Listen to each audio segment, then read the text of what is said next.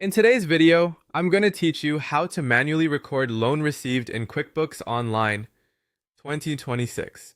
We'll walk through three clear parts: setting up the loan account, recording the cash you received, and entering ongoing payments so your principal and interest are tracked correctly.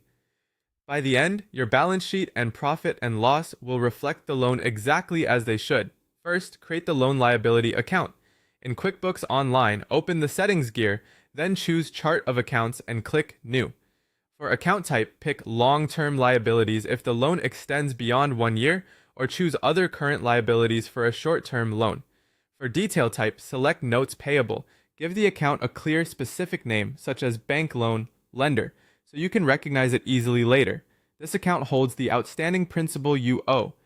Click Save and Close. With that, you've created the bucket that will track the balance due.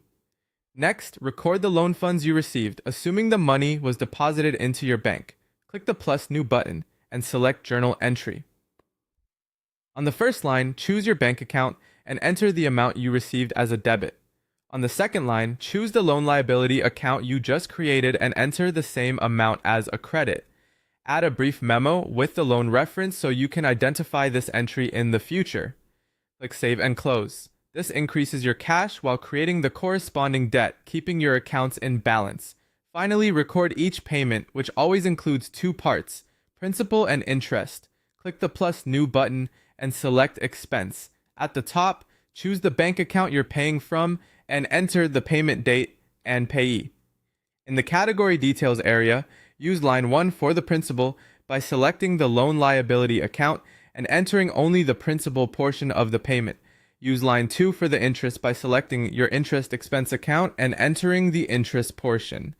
Add a memo with the payment number or period, then click Save and Close. Remember, only interest is an expense that impacts your profit and loss. The principal is not an expense. It reduces the loan balance on your balance sheet. A few quick tips to keep everything accurate: use your lender's statement or an amortization schedule to split each payment between principal and interest.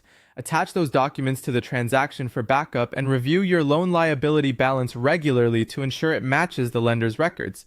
That's it. Your loan is now set up and tracked properly in QuickBooks Online.